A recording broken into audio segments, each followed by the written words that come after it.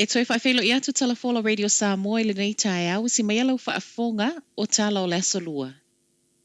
Ua maliu le isi tangata whai ngā luenga i le wafu, ma o le vai aso nei, ua leo au kilani a o Littleton.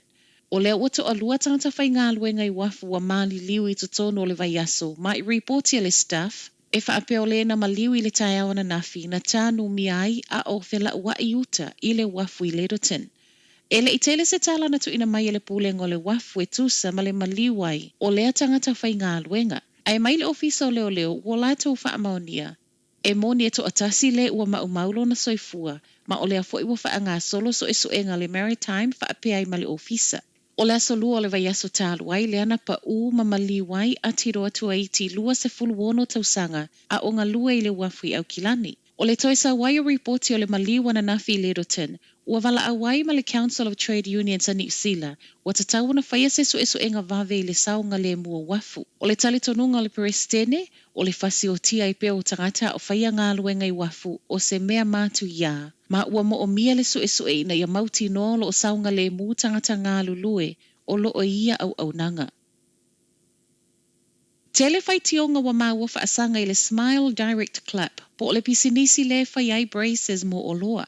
Tausanga lua afes fuluiva, wha atu le whale o loa le Smile Direct Clap i New Zealand nei. Le eofo mai ai braces e wha asasa o ai o loa.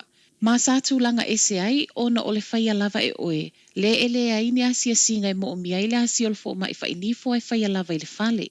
O le masino Januari na tāpuni ai loa au na ngā lea pisinisi Amerika. E le ngata i New Zealand nei a o isia tunu o fitu.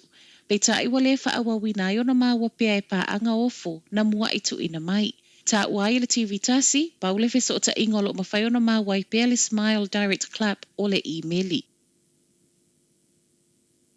Ua toe ave ese mai le maliu o le tamaititi feso o ta ima le COVID mai wha amaumaunga o tangata mali liwa New Zealand. O le maliu o le tamaititi na mua i reportia mai le aso to nai. Wha feso o ta ima le wha amai ma iso enga na toe whaia muli ane. Ma waie le aise feso o ta ingolo na maliu ma le COVID. Wha mauni aia le soifo maloloina o le tamaititi i lalo le iwa tausanga. Ma o le ua toe ave ese mai ma wha amaumaunga o tangata mali liu ma fua el COVID. I tangata mali liu wha opopo reportia mai ana nafi ono le wha amai se fulu tangata mali liu ma i cases fo ma waitua el community lima afe ono se la wiva se fulu.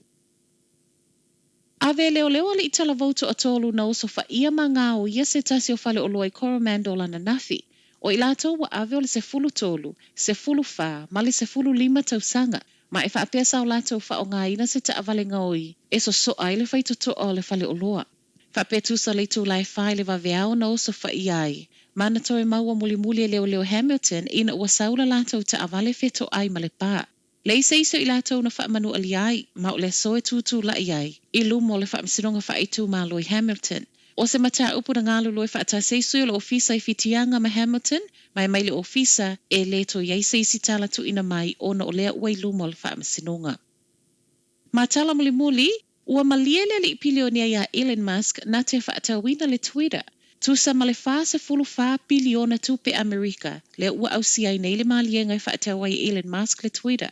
Tali tonungo le li pilionea, e lo iai se sa olo tonga i wha aleo ai manatu, ma o le aveai o le Twitter o se kamu pani tuto o tasi, o se avanoa leo le asanga wha amautu wai, le tali tonunga wana paanga. Ai le isau le ofu a Musk, o lea sa le imalu e luele pulenga le Twitter i se take over, peita e o le sa wai o le tau ofu e wha ono tesi ma le 5 biliona tala Amerika ale ali i pilionea ma e na o ia fo i sa tau ofu, na toe fetu utu na iai loa le pulenga. Tala nao le nei tai au, manuia le nei aso.